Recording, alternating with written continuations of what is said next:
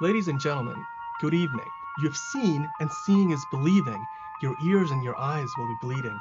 Please check to see if you're still breathing. Hold tight, because the show is not over.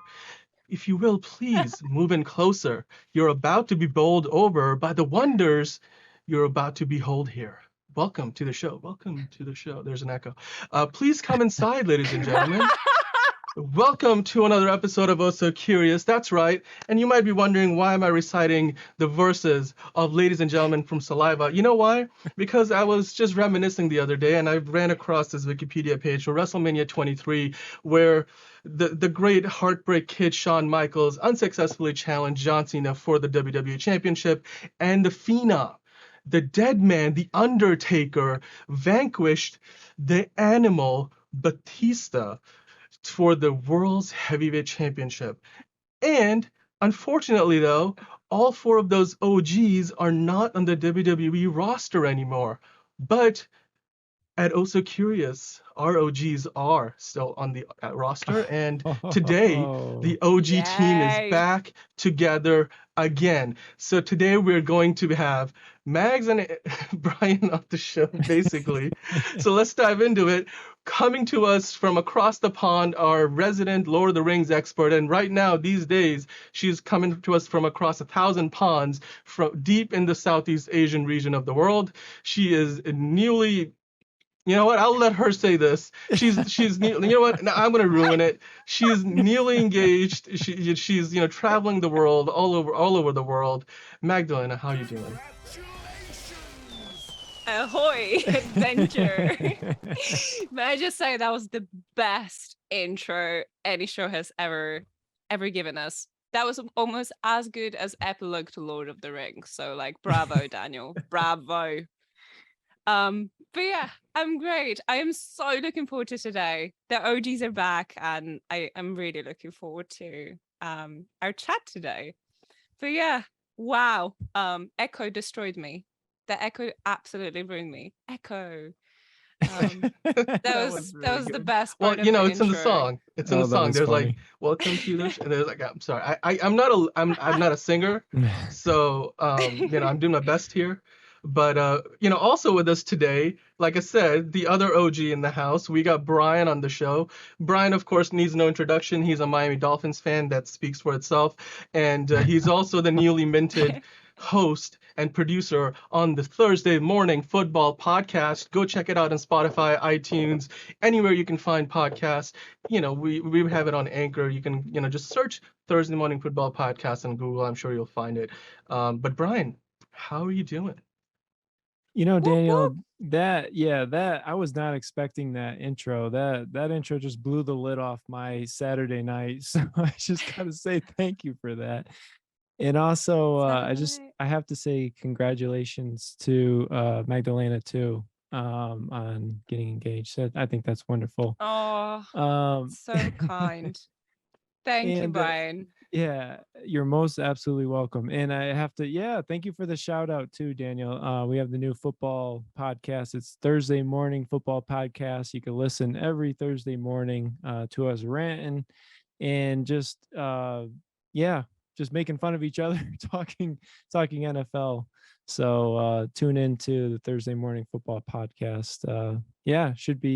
Should be fun going forward, getting ready for this NFL season. But let's get into things. Awesome. Yeah, let's get into this. Well, I'm excited. Guys, before we get into it, I got to remind everybody, we are your existential movie podcast. Not only are we that, but we are also just three curious minds trying to tell time. I brought props today, show and tell, and we are welcoming you to the show. This just keeps getting better and better. Yeah, I came prepared. Andrew has been hosting this show for a long time, and I was like, I've been on the show. I'm just one of the subject matter expert guys sitting on the panel answering questions and divulging all of my knowledge that I gathered throughout the week. But I had to bring the A game to be the host on the show, and I had to bring say Yeah. It's almost like you've been collecting all those ideas Oh yeah. across the months and just like you're laying it all onto us right now. I don't think we're ready. But Oh no, man. keep them coming. Keep them Yeah. coming. Yes, Well, please keep them coming. speaking of podcasts, not only do we have the Thursday Morning Football podcast that Brian and his crew are doing a great job with, once again, Spotify, Anchor, iTunes, Amazon, even it's on Amazon. And you know what? The other podcast that's on all of those platforms, the Oh So Curious podcast. If you're listening to us, if you're on the road, if you're at the gym, if you can't just jump on YouTube and watch us do this live, or you're a busy person, you're always on the go, you're traveling, you're in the plane, whatever, listen to the podcast, download it. It automatically updates every week. It's on Spotify, Apple. I think it's on Amazon now too. I realized it wasn't on Amazon this week, and then when I was, working on some other stuff, I decided to register us there. We're about to be on Google. I think we are on Google. So yeah, basically everywhere you Nice. can find us. What's that fridge thing in the background, by the way? Yeah, what? Yeah, I was gonna ask that too. Is that a box? There is a box. Oh, on my left? Yeah, that's the new I got a new system. It's a new desktop computer. Are you Ooh, showing it off? fancy. I'm not showing. Am I? Well, it's here because I can't really hide it unless I like throw a green tarp on it or something because there's a whole green screen behind What do you it. mean you cannot hide it? Just remove it from the camera's view. What? Well, I You don't have take like a it, lot of room. you It's move it. I don't have a lot of room. Like there's a wall. There's a wall on my left. Like I'm Okay. I'm almost touching the wall right now. Like it's not that far away, and so the computer's like right up against the wall. I mean, I could technically like maybe reorient it, but I basically decided that wasn't the most efficient way Okay. of using that space. So anyway, well, before we get any more carried away, I think we have we're way past that. But let's get into the rundown on the show. We gotta tell the folks what today's show is gonna be all about, right? So let me go Let's over do that. Oh man, I'm almost out of breath here. All right. So today's show is pretty gosh darn packed. The rundown starts with quick hits. We're going to talk about the weekly movie news, a lot's going on. Rings of Power preview. We're going to look ahead to that new show on Amazon Prime. Then we're going to talk about creators versus franchises. It's going to debate like should people follow the creator or the franchise. Movie Eliminator previewing September's movies.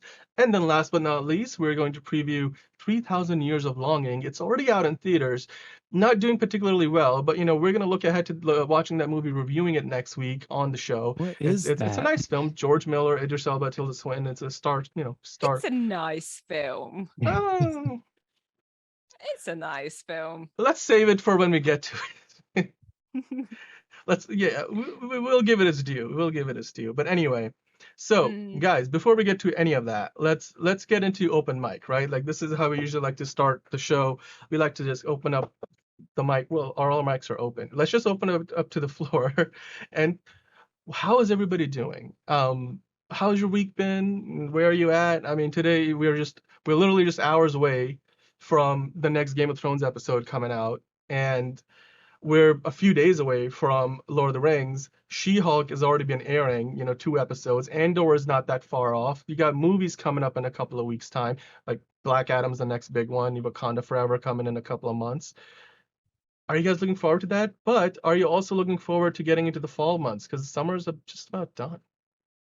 but there's just so much happening that I wish I Right. had more hours in a day. Like I really don't have time to watch any of that. But yeah, I'm glad they're pushing the sci-fi fantasy sort of genre out. There's not that many dramas happening lately. So it's quite interesting how people much rather give us fantasy and not real worlds more than deal with like daily drama. Because I suppose we have enough of that, so it adds up. Do you That's guys true. think the same? Well, I think it varies by country, right? I mean, here's just an example because the other day I was watching some Premier League football, and I saw a couple of different commercials for these 2 new miniseries that are on Peacock in the US. And I'm pretty sure in the US, or sorry, in the UK, they're on Sky or BBC or something. Like one of them is made by the same guys who made like The Bodyguard. And like, Right. in England, they're known for like making these really good 6-episode, like 7-episode short Mm, series. In the Line of US, Disney Plus, Duty. huh? Yeah, I yeah, yeah. love Line of Duty. Oh my Same God. people, right? Best. So, and in the Yeah, US, yeah, yeah. Peacock gets all these shows, and then they're like these like great mystery thrillers, and I love watching Damn. them. And then I finished watching that submarine show. It was like about a murder on this military sub. Oh yeah, I've heard about that. Yeah. Yeah, Okay. Is that so any I've been good? waiting for like the next one like it, and apparently those guys didn't want to Okay. do a second season of that because they're working on something else. But I don't know if this is one of those things. But the point that I was trying to make is like, those two shows, they're not like those sci-fi fantasy shows. They're like more grounded in like the world we live in, but they're just Mm. absolutely gripping. Like you can't stop watching once you watch one What episode because what they hook show you. is that? What is the submarine show you're talking about? Because that sounds interesting. Oh God. Do you I've remember the heard name, about it, Max? but what's the name? I No, like no, the no, I mystery don't. thrillers. But anything regarding Bodyguard or Line of Duty, I'm like, what's that? Tell me now. I need to watch that. Because one of the chicks But that's in that show is also she's in that Time Traveler's Wife show on HBO now, and she was in Game of Thrones too. Oh my God! And even the other person, I'm forgetting the names of the actors. Vigil? Huh? Vigil? Vigil. That's the name of the show. Yeah, yeah, yeah. Vigil. Okay. It's named after like What the does submarine Vigil that it takes mean? place on for the most part. It's apparently based on Oh, like okay. something that's real, which is like the UK's nuclear deterrent, where they have like a number, I forget the exact number of like nuclear capable subs that are always on patrol around the world. So like in case England or the UK was like struck by some kind of nuclear missiles from an enemy, and they were totally they couldn't like respond. Those submarines from anywhere in the world could launch a nuclear strike. So these submarines obviously are Oh, it looks interesting. their location So has to be they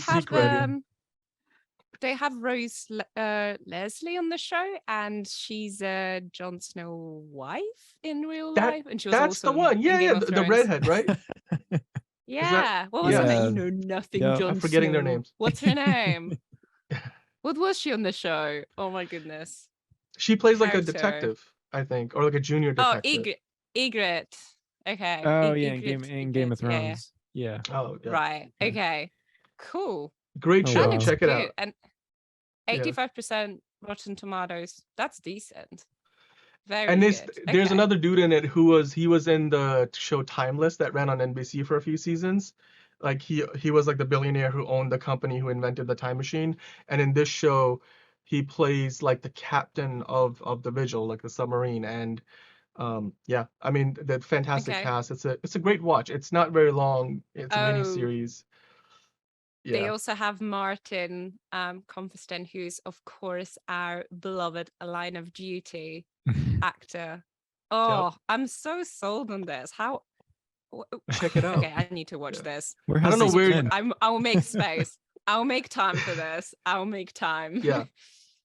And then go watch like the other Okay. ones that are like the newer ones that are coming out now. I mean, I'm sure in the US they drop after they've already aired in the UK, so I'm behind what like Right. people in the UK have already seen. But anyway, I'm looking forward to those two shows now. They're on my list. I still haven't watched the last season of the Expanse. But Brian, Hmm. you have been, Yes. and we'll go into this a little bit more later, but you have spent basically like your whole week catching up on Lord of the Rings because you were like a novice, like I still am, but now you've got all this Ugh. knowledge. So enlighten us a little bit. Yeah, one of the greatest trilogies I've ever seen, and I mean that goes for The Hobbit and the Lord of the Rings movies. Great Controversial there. films. Yeah, I mean, Careful. yeah, I know The Hobbit's not I'm the Lord of the joking. Rings, but Mm. still both were fantastic, just great. Just the whole like dialogue and even just like the cast of characters they have in the films. And I from what I'm aware of, they filmed it, I think most of the films for Lord of the Rings, I think in The Hobbit too, they filmed it in New Zealand. Just beautiful backdrops and just great landscape.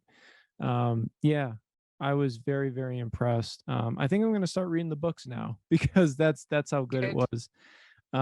So yeah, and then now we have the Lord of the Rings, the Rings of Power show coming out. So yeah, I'm a It's almost little like perfect hesitant with timing for you because it. It is every actually, like yeah. we all had to wait years for anyone to touch the franchise again, and you're in for such a treat. You just finished, you want more, and you're getting more. So But is it I'm so is happy it for a you. good more though? That's the whole thing. Is it going to be That's what we'll comparable? discuss.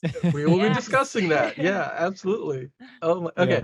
okay. The other big thing that I wanted to do this week, I mean, we got two things on the graphic here other than how is everybody doing, which, looks like we're all watching some good stuff on TVT these days. I want to talk about She-Hulk episode 2. Episode 1 was a couple of weeks ago. Now we're 2 episodes into the show. It's got 9 episodes total, so we're on a good ways into the show.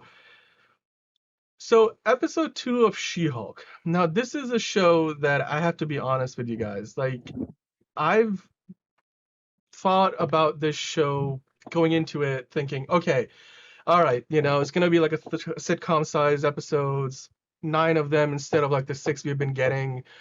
It's going to be nice and, it's going to be a sitcom like thing. There's going to be jokes, it's going to be hilarious and blah, blah, blah. But guess what? Disney's doing the same thing that they've been doing for a long time, and that's shortchanging its fans. This episode 2 was basically, it was like half an episode. Like you start watching it, you're in the thick of things. You're like, all right, like we're on the treadmill here. We're going some places here. Like you turn it up from 1 to 2. Okay, the heart rate's pumping up a little bit, and then all of a sudden, bam, like you're done. It's the end of the show, and the credits roll, and like I'm like, the amount of money they're spending on the credits and all the fancy credits that they show, why can't they put that money into like the show itself? Give us like, It's I'm so not asking for much. wow. Give me give me like 2 minutes more. Buy me some time. I don't care about the montage that you gave us and after the credits. The post-credit scene was basically useless. And the whole thing is with the She-Hulk character, like the CGI. I'm like, stop I think animating the that shit out of that expression says it character all. for like a 1 minute post-credit scene that basically nobody should be caring for, because all it is she's doing chores around the house that her parents are taking advantage of her being like a Hulk now. And like instead, just give me like 3 more minutes in the actual show before the credits roll. Is that too much to You ask? heard it. And You heard it, Disney. Give Daniel 2 more minutes. yeah, it's like this. It's like if I started eating this. Oh, sorry, not advertising. I'm I was eating this, and somebody just took this away from me after taking one bite. Gone. That's what this show feels like. Wow. There's like this They certain play with thing. your emotions. Yeah, I'm sorry. Now I'm eating and talking. Whatever. You know what? This show deserves that. Here's the thing. There's a difference between leaving your audience asking for more and swallowing. Okay. Don't want to choke on this. Take your And there's a time. difference Drink, between like leaving drink. an Don't audience choke. asking for more and leaving them dissatisfied, because that's what I feel like. The first episode was better than this. This wasn't written very well. There's a ton of Easter eggs. I mean, I like some of the comedy in there. The CGI though, my Yeah, God, we talked I about was this gonna in mention episode that. Like, 1. what is going on with the CGI in this? Okay, 'Cause it's all, so Brian, because you put some of this together, like some of the content that we yeah, were throwing up on the screen. So episode 1, right? The CGI, it looked pretty good for the most part. Like, the Hulk CGI is great, but then even like the right, She-Hulk CGI for the most part was passable, if not on par with the Hulk, right? Like you see some right. of these shots here, she looks fairly photoreal, but also like when she's sitting next to the Hulk and the whole scene is animated, there's less like real stuff happening in the shots, so it's not easier to like believe that she's as real. But in this episode now, in episode 2, basically like every time you see the Hulk, like see She-Hulk, she's with like live action characters, and Hmm. the animation looks animated. The CGI of the character is not as good. It looks like they didn't get enough time to work on it, because clearly what they did with episode 1, if they had more time or they put more effort or whatever they needed to do, they could have made this just as good. And episode 1 had a few shots that didn't look very good, but overall it was good. Overall it was passable to great, like I said. But this episode, not so much. They needed more time to work on this. And one of the last Easter eggs I wanted to pass along here was they had Hulk basically in that Sakarian ship, assuming going to Sakaar, and maybe they're hinting at Planet Hulk or something to that effect. Great, I'll go for that, whatever. But other than that, I have to be honest with you guys.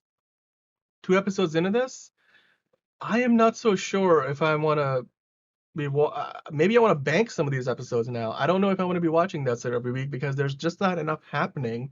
And I say that, but then again, Daredevil might show up in episode 3, and then I'm like, I'm back into this thing. But still, I don't know. I feel like these episodes need to be longer or make it a movie. Like, there's and also enough of good content coming out. Sorry, Brian. I feel, there's enough of good content. Right. I was just gonna say, like, breaking the fourth wall seems to be like the new thing nowadays. Like, she doesn't even do it very well. I feel like the breaking the fourth wall in episode 1 was so much better, and there were only a couple of instances, and then in this one, almost every time she does it, it just didn't work. Again, subjectively speaking, my opinion, it just didn't work. I didn't like the fourth wall breaks in this episode. Yeah. Anyway, well, who's stronger, Daniel? Hulk or She-Hulk? I honestly could not tell you. I think they're different. One of them has been a Hulk a lot longer. I don't know what their actual power levels are. Just because she's more naive about her powers now doesn't mean she's not as capable as a Hulk. But they're purposefully leaving it vague, and I'm fine with that. But anyway, look, here's the thing. If you guys have watched the show and you like the show, tell us about it. If you hate the show just as much as, well, I wouldn't say I hate it. Hate is a strong word. But I'm not enjoying it as much as I would want to. Let us know in the comments below what you think about it so far. And if you're gonna be watching this weekly, or if you're gonna be banking a few episodes, or like just waiting till the whole thing is done airing, tell us. We would love to hear your thoughts because you've heard ours. But meanwhile, Disney, give Daniyal 2 more minutes. And 2 more minutes, 5 more minutes, whatever you can spare. Give please. me more. Come on, Disney. 30 minutes with credits. Come on, that's like 20 minutes. That's a sitcom, but the sitcom is a beginning, middle, and end. This episode just felt like they went from chapter 1, like act 1 to act 1.5, and like cut it. And it didn't even say to be continued at the end of the episode. How dare they? Unacceptable. Exactly. Anyway, okay, moving on. So other thing that we good rant. Yeah. The other thing that we got to talk about here is comment of the week. So comment of the week this week is not even a real comment, because I know we get some good comments this week on our different social channels on YouTube, Instagram, and all of that stuff, but I just decided to make an exception.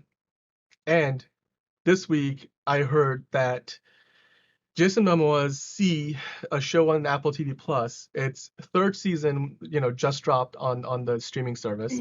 And if you're a fan of the Stargate franchise, you may remember Jason Momoa was Ronan in that show. And alongside him, David Hewlett was Dr. Rodney McKay, and Joe Flanagan was Colonel John Shepard, or I think later he was Lieutenant Colonel. He got a promotion. But on the premiere of this season 3 of the show, because Jason Momoa is, a total G, and he brought both of his former co-stars from SGA into in season 2 in like these small roles. Then he brought him into season 3 in probably bigger roles, and they were all on the red carpet. And I was just like, my heart was like pumping really hard, and I had a tear streaming down my face. I saw this on Instagram. I saw, David Hewlett shared on his Facebook, and I was like, oh my God, Stargate Atlantis. Because Max, I'm a huge fan of SG1, but I never made it to Stargate Atlantis. So I was gonna say, is it worth? I'm a busy person, remember? So like, is it worth spending my precious time on Stargate Atlantis if I was to go back to it? How dare you? I was gonna just say, controversial opinion to some Stargate fans maybe, but in my humble opinion, I think Stargate Atlantis, in some ways, at least in some ways, is a better show than Stargate SG-1. Big shots fired. I'm just saying. Wow. And certain seasons maybe, or even certain episodes. I'm not saying the whole show, not all 5 seasons. I mean, SG1 also went for like 10 seasons, so like there's twice as many episodes to watch. But yeah, look, I think Stargate Atlantis was one of the best shows on TV when it was on air. It aired for 5 seasons. It should have gone longer. They never got to make any movies afterward, but I am so glad that these three guys are back together on this new show. I have been watching C on Apple TV Plus for the first 2 seasons. This new one is the final season of the show. It's wrapping up. Obviously, he's Aquaman now, Jason Momoa. He's doing another one. He's, sequel is about to come out next year now. I am so excited to watch this third. This is another show. We keep talking about it. There's like infinite amount of shows out here, seemingly on TV, and this show is on my list. Not just because I watched the first 2 seasons, but my my guys from Stargate Atlantis are on this. Like you got Ronan, Dr. McKay, and Colonel John Shepard in this. That's every time they come on screen. That's what I remember. That's how I imagine. I'm like, his character name is not whatever his character name is in the show. That's John Shepard right there, and that's Dr. Rodney McKay, and like that's my headcanon for the show now. Anyway. It makes me want to watch Stargate Atlantis, I suppose, because You you should. really hyped it. But Totally claiming should. that it's better than SG1, that's a big, big fat statement. Because I'm not saying like out and out. I'm just saying there's some seasons and some episodes of SGA that are better than SG1. I'm okay. Maybe overall SG1 still is like the best of the best Stargate was in SG1. However, I will say this, SGA comes pretty close. And in some, especially some of the latter seasons of SG1, I think like Atlantis, they were airing concurrently, and Atlantis I think was the better show at times. They had Amanda Tapping on it, like Major. I think she was lieutenant, or she was. Was she? I don't know if she was a general yet, but she was definitely like a lieutenant colonel or something like that. Yeah. And she was in, I think, season 4 of Atlantis. She became like the expedition leader. So yeah, man. SG1 crossovers. Wow. Daniel Jackson shows up. General O'Neill shows up. Do they? Yeah. Oh, wow. They even had like big time crossovers. Like you had the general who ran the show, who ran Stargate Command after General Hammond retired. Forget it. He was played by Beau Bridges, like Jeff Bridges' brother. I forget what his character name was. He even so they had like these big crossovers. They had an episode where Ronan and Teal'c are at the Stargate Command, and like there's this big siege event happening. So they're like, it's like an episode of Die Hard essentially, and it's Ronan and those are the two like muscle guys and the two aliens who are not from Earth on their respective shows teams, and so yeah. I know it's hilarious. Brian's like, what he has the no clue. hell are you guys like what's going on right Brian, now? you'll connect to this. That's major news. That's major actually. Brian, so, I assure you. Watch that particular episode. Yeah. Okay. Teal'c, like, Teal'c says that his catchphrase is indeed. And in that episode, like when him and Ronan are trying to defend Stargate Command and kick out like the intruders, like he keeps saying indeed, and they make a joke out of it because like it was a very self-aware, like Stargate SG1 was self-aware in that way, right? So then Ronan is like, you do realize you say indeed a lot, and then Teal'c's response is indeed, and then he's just like a double take, and it's hilarious. It's like the Teal'c moment. Yeah. But I'm glad that they all survive, I suppose, because I don't think I've seen the final season of SG1, and I know it's bad because that's arguably one of the best seasons. It's essentially towards the end when they cancelled it. That's where the writing really started to go on point. But yeah, I'm glad to know that they all survived. No one died if they're making they're not like 80 years old. I mean, come on now. It's Can we just take a quick moment to acknowledge Jason Momoa? I mean, that guy's like, he's never dull. I mean, I wonder what it's like to party with that guy. Oh, he's the pride of the. Wouldn't you guys love to party with that guy? Like, what would it be like to party with Jason Momoa? Controversial statement. Yeah. What is it about him? Why are people obsessed about him? I don't get it. I think he's a cool dude. I think he's Keanu Reeves kind of guy. Man. See, this is why you need to watch Stargate Atlantis. I would party with Keanu Reeves too, but I mean, Jason Momoa is he just looks like a fun guy. Like he's always seems like he's always in a good mood, always laughing, always smiling, and he's always making sure everyone's having a good time. Yeah, Big personality in the room. Yeah. Yeah. But like, I can also see how this can get exhausting, or when you want to have like a down heart to heart moment, just like, hey, can you listen to me for now? Instead of like, yeah, I don't know. I don't get the whole fascination over Jason Momoa. I've never got it. But I suppose it's because maybe I'm not so close to Marvel. And so No, what's he's Jason in Momoa most DC. famous from? He's I mean, Aquaman. I connect with Oh him yeah, from, DC, like, no Marvel, sorry. well, I connect with him from like Game of Thrones, and I mean, Daniel, you were talking about he's Oh in yeah, C, he was in right? Game of Thrones. That Right. series. What? What C. is it called? C? From C, yeah. from is it from Apple It's TV? it's from Apple TV Plus. It's like this Yeah. post-apocalyptic show about 200 years in the future where some cataclysm happened and humans have lost sight. Yeah, I Okay. need to check that out. Actually, I'm watching 5 Days at Memorial right now on Apple TV Plus. So, but No. All yeah, right. it's I Well, really good. finished. Oh, just Yeah. really quickly about the shows we've been watching. I need to give one big shout out to Westworld, the final season. They produced the best season, weirdly, because season 1 was great. Season 2, season 3, one big what the fuck's happening, and season 4 really, really nicely done. Very intelligent, very leaves you with a lot of questions about our own existence and place in the world, where we're heading and stuff. And it was surprising. I watched it only because I wanted to see how it plays out, because they sort of left themselves in like this, they cornered themselves. That's why I didn't know. I was interested to see where they're going to take the story, and they nailed it. And they brought up a lot of the season 1 moments and its own thing, and fantastic writing, music, setting, and Aaron Paul from Breaking Bad is there. I Yeah, love for Aaron anyone Paul. who hasn't seen it, it's really good. Season 4, they nailed it. So I know if you majority of the people dropped out in season 2 or season 3, suffer through it, make it to season 4, because it's worth it. And Yeah. signing off. Thank you.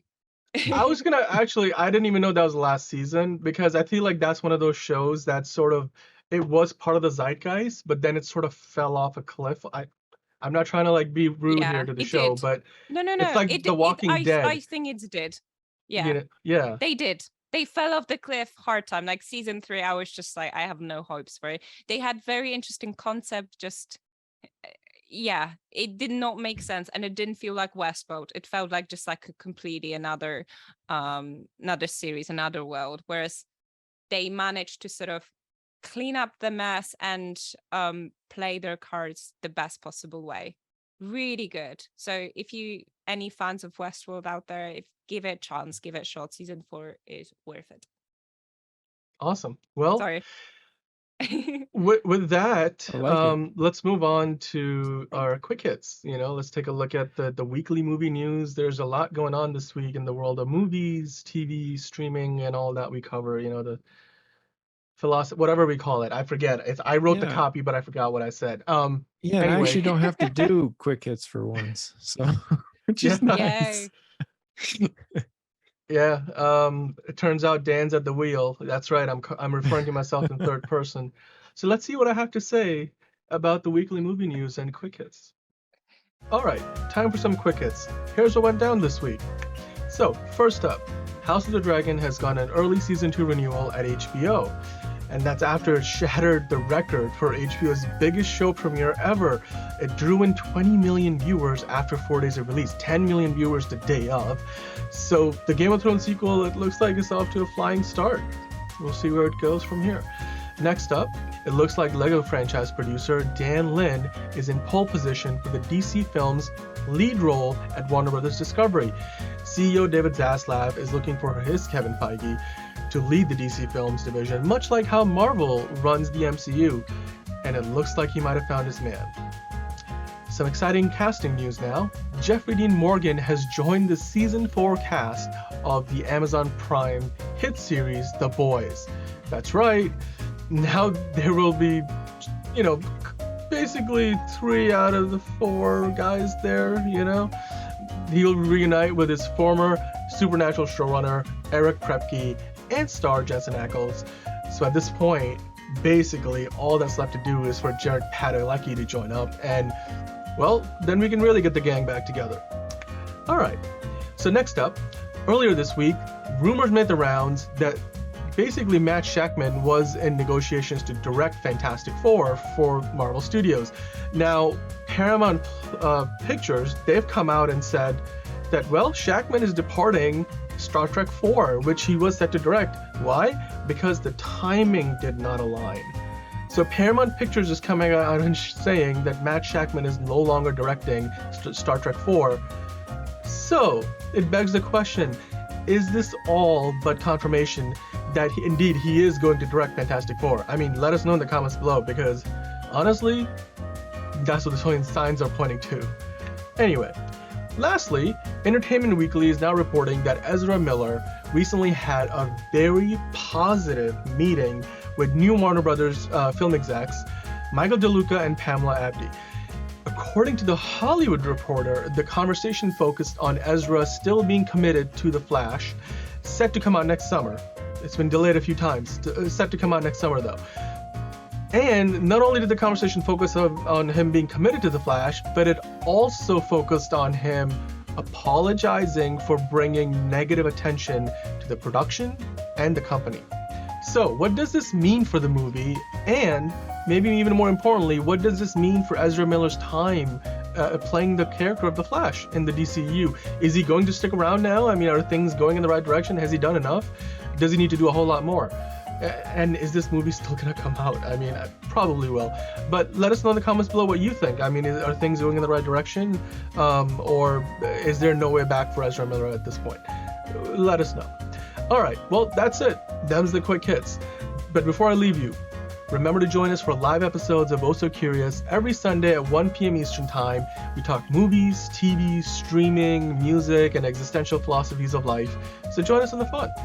And we look forward to having you be a part of our movie fan community. Okay, so there's this big show coming out, it's a Lord of the Rings thing. It's called The Rings of Power.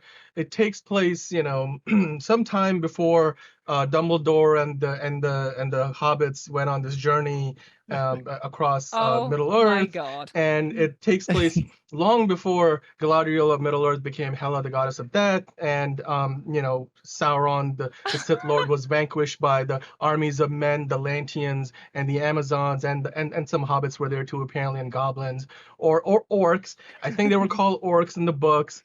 People messed that up. Peter Jackson did his own thing. Point being, this new Rings of Power show is coming out on Prime Video. It's just about here. But before the show's even out, it's generating a lot of controversy. It apparently was at Comic-Con and generated some controversy with the fans. So the question that I have for you guys here, will the series live up to the hype? And I want to start with you, Brian, because you are somebody who has just spent a week watching all of the movies, the Hobbit trilogy, the Lord of the Rings trilogy, and now please do tell me, are we going to see Dumbledore in this, or is he dead? I mean, he looked pretty old in the original movies. So I mean, is he part of the show? Can I just say, you made it sound like they just only let Brian out because he's been locked somewhere watching, just consuming Lord of the Rings. I don't know. I mean, Brian, were you locked in a room watching Lord of the Rings? Did you have to get out? No, I wasn't locked in a room somewhere, but yeah, I don't know if Dumbledore is going to be in this or not, but yeah, I have.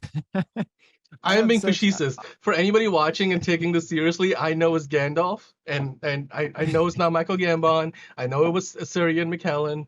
I totally get that. I was doing that whole Jim Dwight thing from The Office. I will say this, after watching, the Lord of the Rings trilogy, I mean, Gandalf is my favorite character. I mean, I just love everything about him. I love, and especially the fact, like, every time something goes wrong or, someone's about to attack them, he's like, run, like, let's get out of here. He's always in a hurry, and seems like he always like comes to, save the day. Every time he shows up, like, the bad guys are always in trouble, but or the orcs or whatever you want to call them. But yeah, I mean, after watching, the Lord of the Rings trilogy, I mean, without a doubt, I mean, this is like one of the best trilogies I've ever seen. I have such a respect for it and such an admiration for Tolkien's work. and Peter Jackson especially, putting this all together.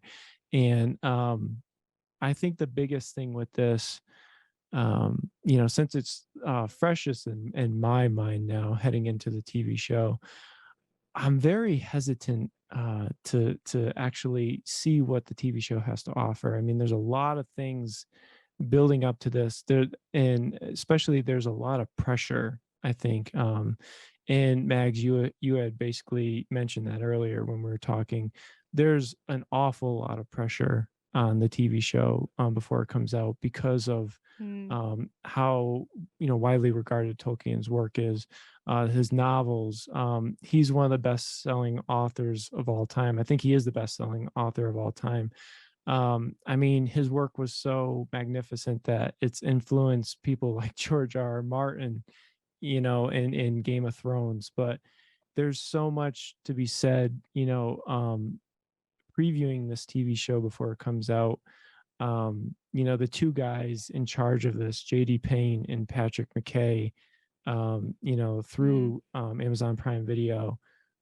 Who are these guys exactly? You know what I mean? Yeah. I think that's the big question. They were chosen For back in the scope of this, you would expect some bigger names rather than right. And I Patrick mean, who? right. And not that this is Yeah. like the very first time something like this has happened, like where they've chosen Mm. showrunners that are just like unknown, but I mean, it's also not of the norm. You know what I mean? So Yeah. Also, just really quickly going back to what you said, like the pressure, that Amazon is under. It's not only the fact that it has to work, but also it comments a lot on the company, because after spending, as you mentioned that earlier, $250 million on the first season itself, which makes a history of like being the most expensive TV series ever. mhm. Correct me if I'm wrong. Like, with if they produce something that's unwatchable, that comments so badly. Like, it's such a negative light on Amazon as a production company, because you have access to one of the best IPs probably in the world. Everyone knows or at least heard of Lord of the Rings, and there's just so much to tell, to explore. As you mentioned, Tolkien's books, there is the this resource of the Middle Earth scope. It's endless. So Mhm. having access to that, having access to this amount of money, and not being able to please the audience, yes, there's a tremendous amount of pressure. But I was wondering, Brian, like, are you going to watch it? Do you think after I mean, of course, I'm guessing you're going to watch it, but what are your feelings about it, your personal feelings, coming from Y- someone who's joined the party so late? Are you excited to have the story not continue, but like to have more of Middle Earth, I more of Lord of the Rings? Or do you feel like it shouldn't have been continued? Or do you think there is just a lot of hype and expectations to live up to, and that's yeah, why they should be to, really careful? Like, what are your thoughts? yeah, to say that it shouldn't have been continued is, I don't think that's the correct way to go about it, because I mean, yeah, it's not Peter Jackson, this time. And yes, there's these two guys that are unknown, and who knows what kind of direction it's going to go in with this, Yeah. because we talk about how, yeah, there's things that are different between the novels and Peter Jackson's work with the Lord of the Rings and the Mm, Hobbit. But at the same time, like, I think he still I think he still did it justice in basically Tolkien's work, and did it the right way in the way the story yeah. was told. There's a lot of intrigue with this. I am going to watch the TV series because I think there's a lot of intrigue with everybody. But the major thing to remember is go into this with not a whole lot of expectation, because Exactly. I think we don't want to get Exactly. hurt. We don't want to get, Yes. we Yeah. don't want to get Mhm. let down, because this is, I mean, Lord of the Rings is, it's regarded as, like I said, one of the greatest trilogies of all time. I mean, it's, you can almost relate it to, in the sense of like Game of Thrones. You know what I mean? Like how Yeah, the new, massively. yeah, TV show just came out. It's like we felt like, there's still a lot of people that are disappointed and angered, I guess you could say, by the 7th and And 8th seasons of Game of Thrones. So it's like, yeah, what do but you go into that's the new TV? Yeah, yeah, House of Dragon. You know what I mean? I think it's like tainted in a way, but yeah. I'm sure It's people weren't what really going in with, a whole lot of expectation with that as well. I mean, fans are going, like, I think what fans have huge problem with is because they have expectations, because there is some sort of standard to live up to. But what the series is so far portraying is a canonical departure from the originals, from the actual written source material. It What fans seem to have problem with, so let me rephrase that, is the fact that it's almost like Amazon has the audacity say that it's Tolkien's work. And I think a good sort of pleaser, internet's divided, but a good pleaser, I think, for all sides would be if they said, hey, we're basing the story going to show you on the events from the book, but it is not an adaptation of what has been written in the books, because there has been too many changes to not only the themes but also the characters. For example, the interesting thing about Galadriel, it was that she was one of the most favorite, not characters, but like Tolkien was very careful about the way she was written, the way she was depicted, and having her portrayed as this sword, shield warrior who's, male action hero kind of archetype. It almost feels like, to me, like they're checking some sort of box which they really didn't have to, because Galadriel was awesome as it already was. Like, there was no need to add anything to her, and turning her into this was just one of the, almost like a tactics, just to check a certain box that didn't need to be checked. Because Mhm. I said that to you before, Brian, like, those stories are universal already as they are, good versus evil. Their characters were so carefully written and like sort of arranged, orchestrated, that they all fill the role. And there's just been too much Amazon tainting and just not foul play, but what's the word? Just unnecessary tweaks in order to make it better. But as I said, going back to your point, with this amount of pressure, you would try everything Right. just not to have it I fail. just Yeah. I just think there's a lot of confusion with this, where they're pouring in so much money into a production where there's just a lot of, it seems like a lot of uncertainty. You know what I mean? Yeah, Like, we don't know like where this exactly. is particularly heading. You know what I mean? And Mm. this is a bit Because we like, don't know. No yeah, one's commenting. They're not even allowing us to know. Like, right, right. yeah, This is such a monumental task to try and like almost like recapture that magic or that beauty yeah, from like the Lord of the Rings trilogy. I don't even know if it's like doable. You know what I mean? It's like, it's almost like it's yeah. an impossible task that they're trying to achieve, you know what I mean? Or a goal that they're trying to achieve with this TV series. And And yeah, I mean, let's not obviously be it's mostly about the story, the characters, but visually, I think we are going to agree across the board, it looks beautiful. It's stunning. The level of details, the costume, the CGI, and that's why I will never argue the show is not going to look beautiful, because I feel like that's where we see the money really shining through, where they really invested into the production side of things. But now we can go back to the whole more Hey, fundamental can I? question, like, what's more important, story or the way the All right, story should look hold on. like?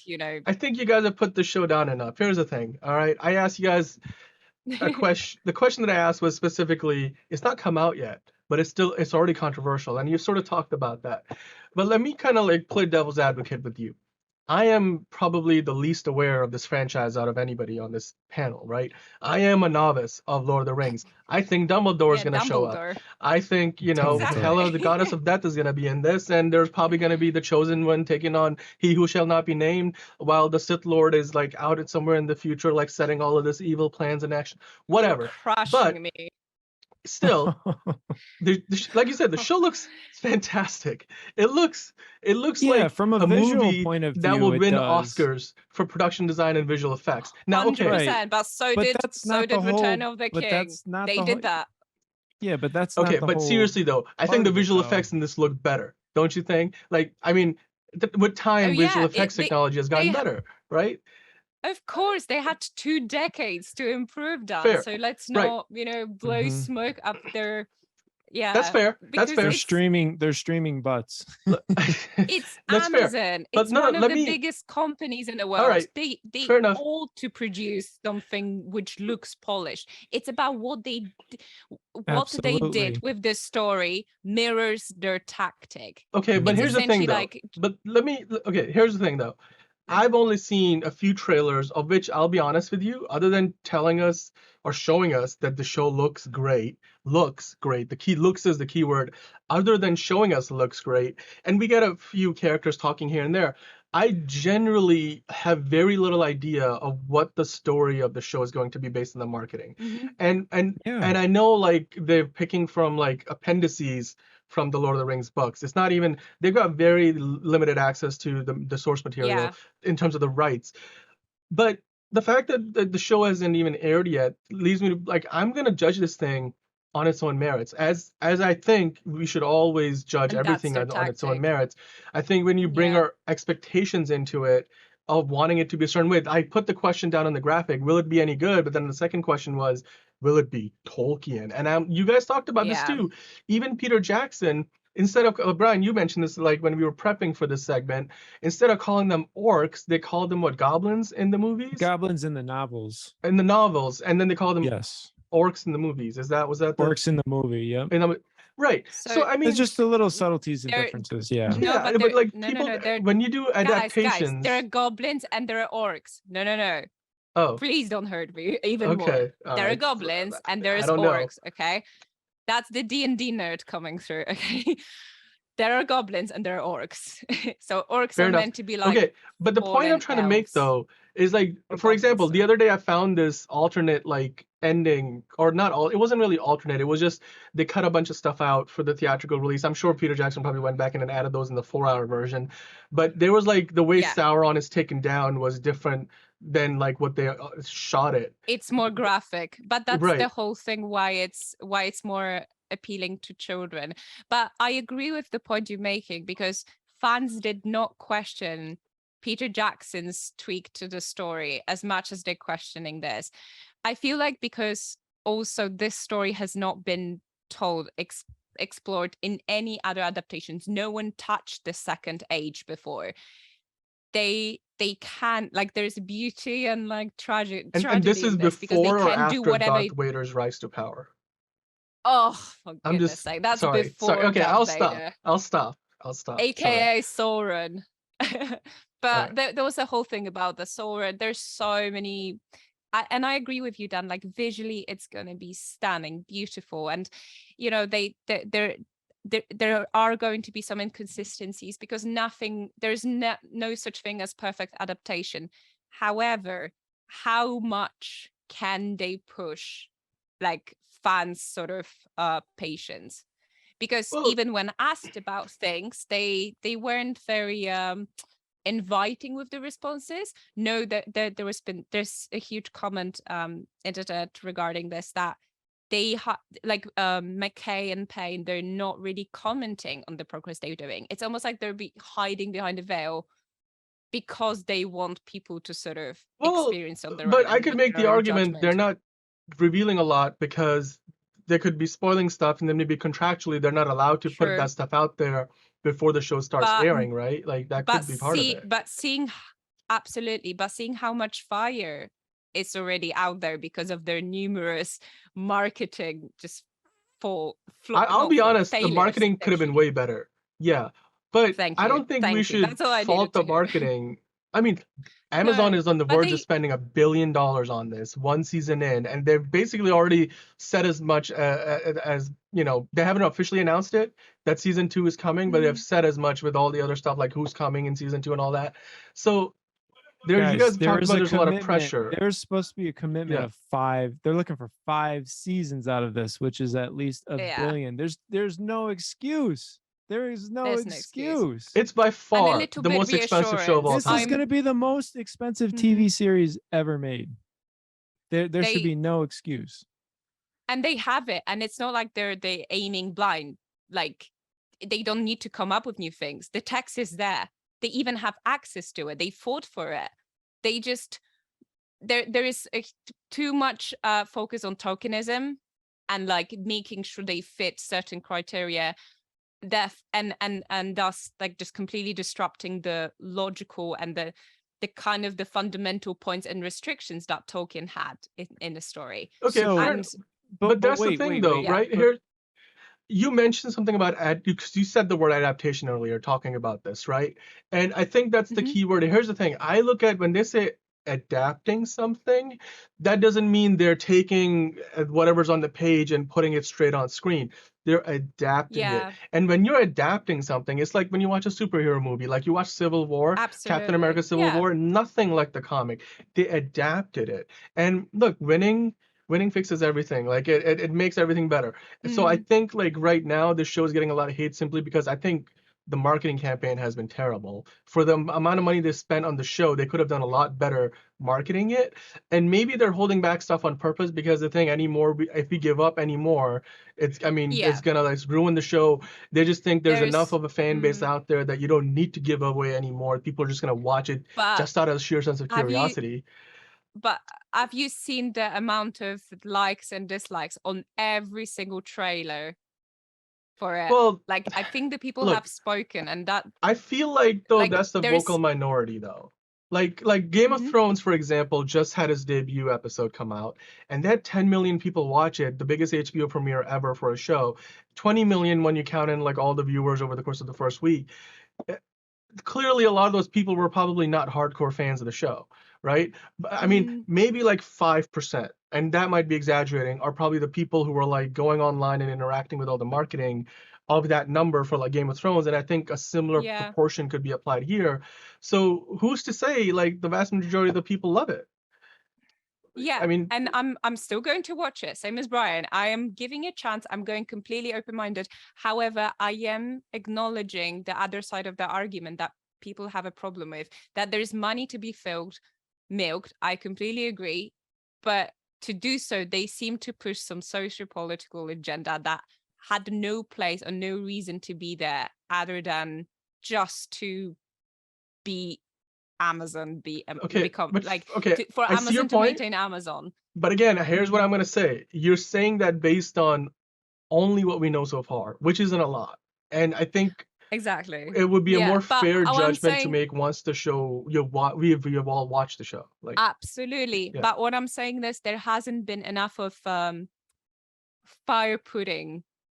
What's the word? Like people are upset and there isn't they haven't much extinguished all the fires they're about it. seemingly There's- set off. Yeah. exactly. Yeah. There's just not much care. I guess or there is they're just not sort of doing a very good and job the of whole the PR. Comic-Con. Yeah, you mentioned Comic-Con. You know, there were some questions from true diehard fans aimed at creators that they could not give the nice answer to, not even the right answer. They couldn't even, just acknowledge fans in the room. And it worries me. I'm still going to watch it and I'm sure I'm going to love it because as you guys saying, it's beautiful. It's going to be stunning. It's going to win an awards, but let's just, I'm a geek. I'm a fan. It could look no, not a visually geek, sorry, I'm a stunning. nerd.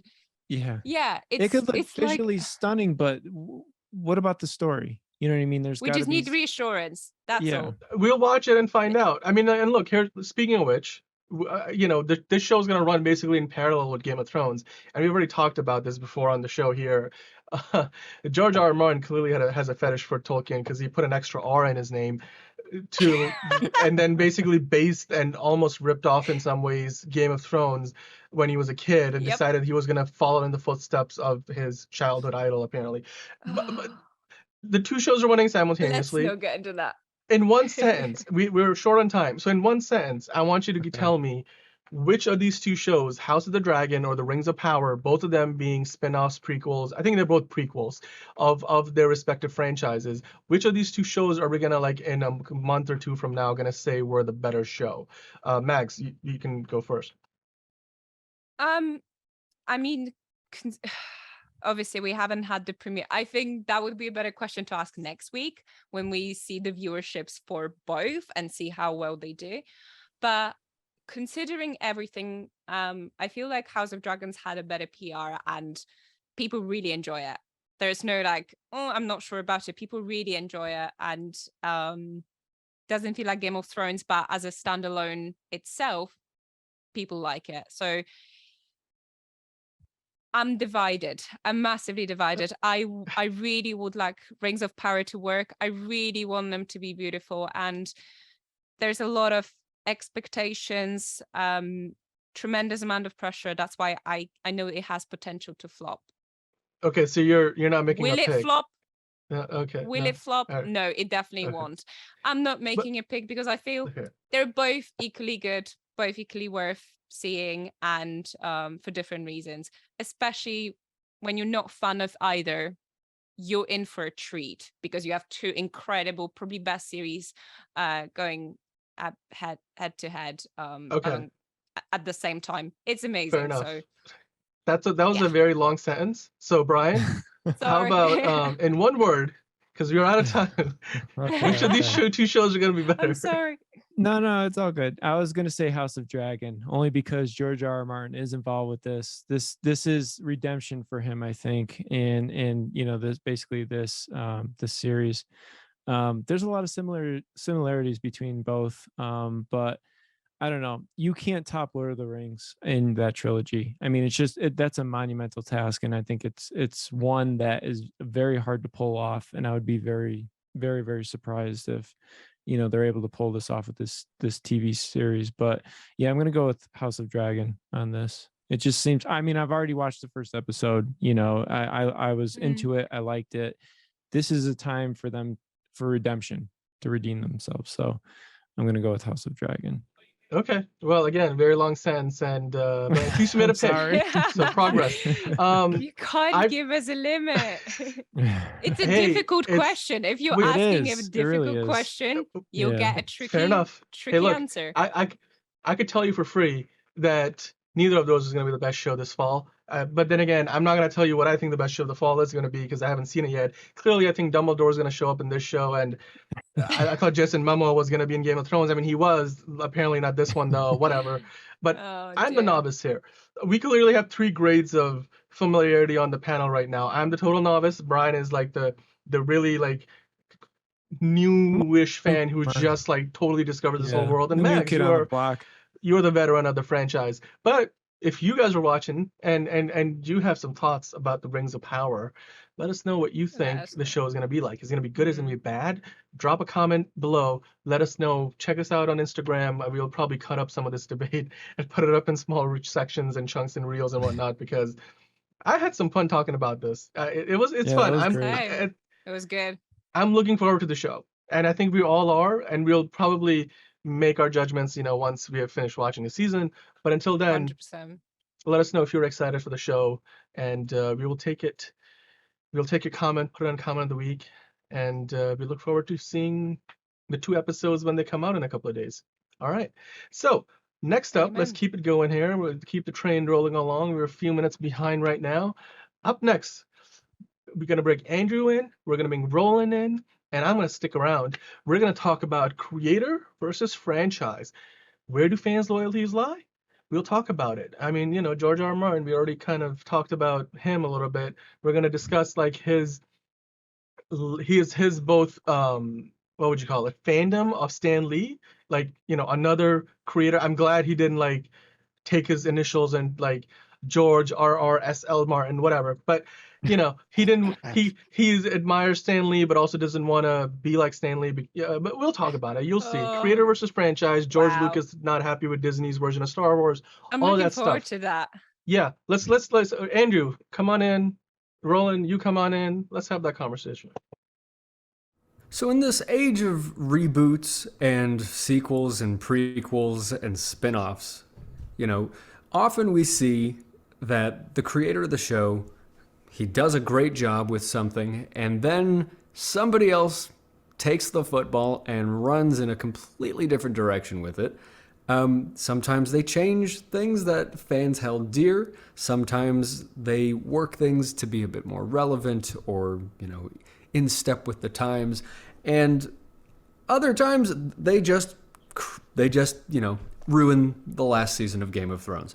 So what I'm getting at here is when you have a creator and a franchise that is popular with audiences, say the creator dies, say the creator sells the property and gives it off to Netflix in the case of Avatar: The Last Airbender. Who do you side with? Do you watch the new thing and hope that it actually measures up to the original? Or do you say, George R. R. Martin had nothing to do with this, so I'm going to sit this one out? What's your gut feeling on this? Roland? I don't know. It depends, because sometimes a new face, a new director will bring the story in a totally different light and will expand upon somebody else's idea that the original creator could never have thought of. So it just depends. It depends if the person that is getting the torch actually cares about the first movie. Because if they actually care about the first movie, then they'll know what the fans love. They know what they like, what made this movie so great, and they can expand upon it. But then sometimes you get some sequels that don't do that. It's a money thing, and they, the production studios will say, well, let's try this director. They've had some success with this. Maybe they can add it, and then it drops the ball. Yeah, well, I mean, in the case of something like Stan Lee, who he created a bunch of these Marvel characters, all of these characters that we know we love, and we saw a lot of iterations of a lot of different characters. Just in the past 30 years, 20 years, we've seen 3 Spider-Men, and Stan Lee, he got as many cameos as a man could have in a lifetime and after a lifetime. But he did sort of lose control over his creative vision. And George R. R. Martin has literally said, I don't want to lose control over my universe the way Stan Lee did. He lost creative control. Having said that, in a separate article, George Martin also said he'd really like to have an MCU-type franchise. The only problem there, as we've seen with the Disney spots and the Marvel movies, which have all been directed by different people and acted by different people, like you can lose momentum, you can lose steam, and you can actually alienate people if you don't stay consistent with the vision. Mm-hmm. And something like the MCU, the whole concept is consistency across all these different stories. So what can George Martin do to keep control over this? Well, I mean, I think he has control in the sense that he didn't do kind of like Stan Lee did, where Stan Lee was working for Marvel. He started Marvel, but eventually it's like Marvel is a corporate entity that he's working for, and it's like a work for hire. So anything he creates, that work then becomes the property and of the company, and the company can choose to do with it whatever they would. And that's over time exactly what they have done. They have done whatever they want to do with the property. I mean, Stanley doesn't. He gets producer credit, so I'm sure that comes with some financial benefits. I mean, when he was alive to his him family. And now to his estate. But George R. R. Martin and even J.K. Rowling, those two authors are two examples of creators who retain control over their properties to the point that the producers or whoever's making the live action or screen adaptations and animation or live action, they need approval and confirmation and consultation of those authors. And I think in saying so, Martin was like, I don't want to be a Stan Lee who writes work for hire. And the thing is, the other thing that makes them a bit more of a distinction, like Stan Lee's characters were all interconnected, but J.K. Rowling, George R.R. Martin, what they did was they literally created worlds that had mythology, that had, details about the entire world. And you could even say that Game of Thrones is basically an MCU type thing, because you're constantly, from episode to episode, jumping to different countries, to different characters who all have backstories and different abilities. And, I actually think it's redundant for him to say he'd like it to be an MCU type thing, because that's sort of what the concept was from the beginning. It's a universe where everything's connected and all of these characters' stories intertwine in a significant and meaningful way. Yeah, that's fair.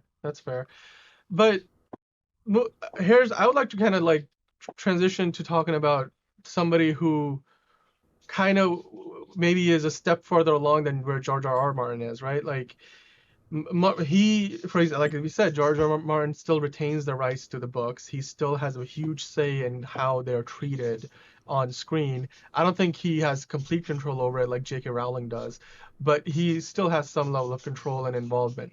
Whereas George Lucas is an example of a creator who created arguably the most popular franchise of all time.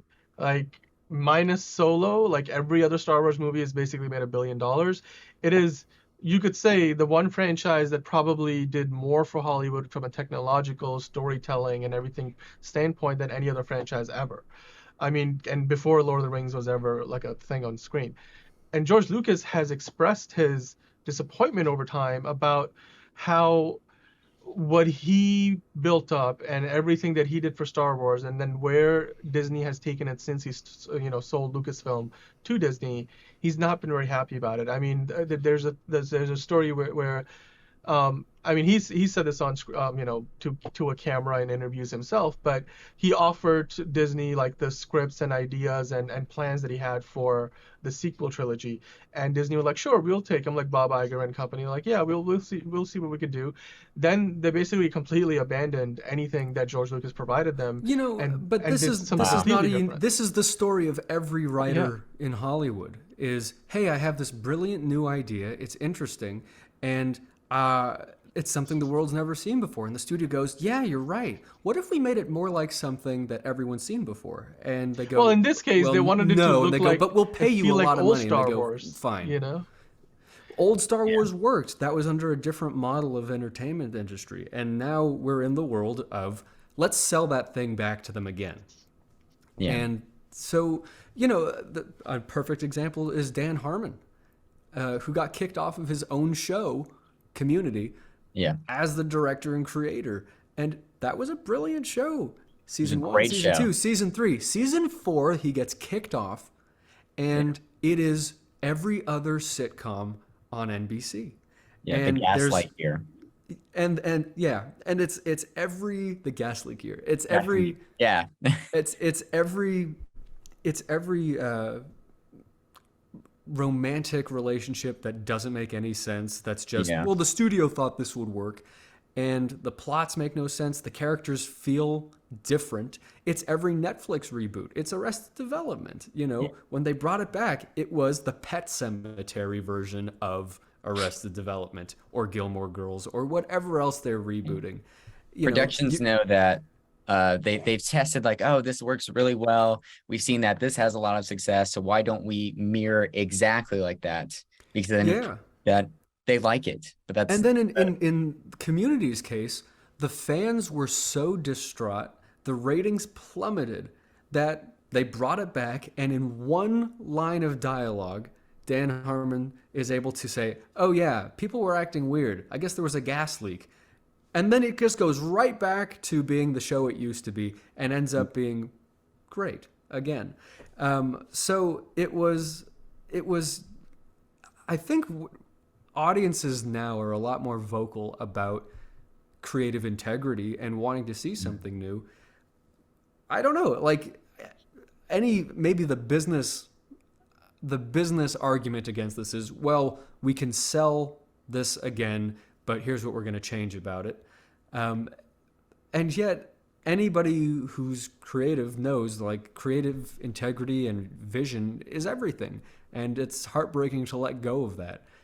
What's interesting is that in the case of Community, in the case of Arrested Development, we can actually see that audiences respond and can tell. Well, I think there's also been, I keep going back to the same, I don't want to sound like I'm beating the same old drum, but there's been like a lot of,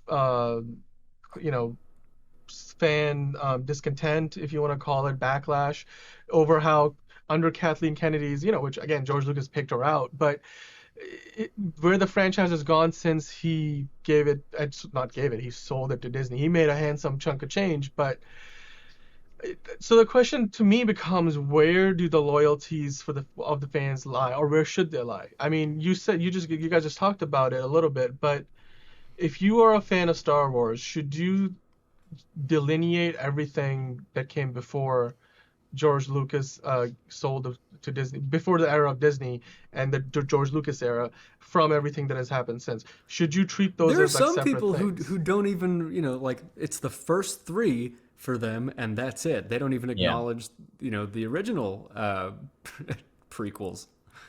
So I think you're going to find purists no matter what. But it's also important to realize that even creators can change.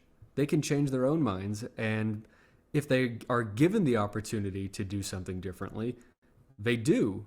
It doesn't always work. Perfect example right now is that Powerpuff Girls is getting rebooted, and it's been rebooted once, where they replaced every single one of the veteran voice actresses and voice actors on that show who made it everything that it was. And the thematically and even the vibe you got from it was a fundamentally different show. I didn't like it. Did not like it. The original was so There it classic. is. The original was fantastic.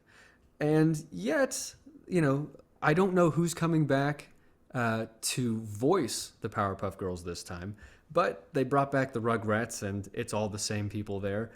Not only that, but they're bringing back Foster's Home for Imaginary Friends. These are both shows by Craig McCracken. But at the same time, we have that live action version of the Powerpuff Girls that was in development and has kind of fizzled somewhere.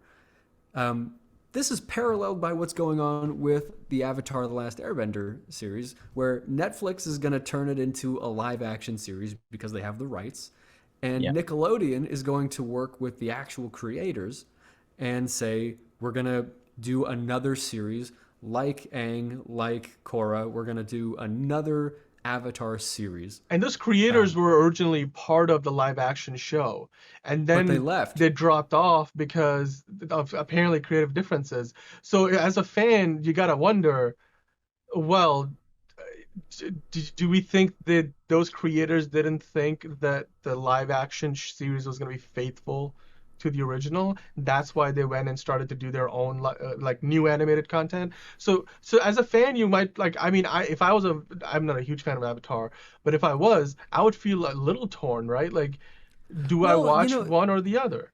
So, but here's the thing. It's like, if you like, I liked Avatar: The Last Airbender, the original series. I thought that was good. I never watched Korra. I never saw the M. Night Shyamalan version.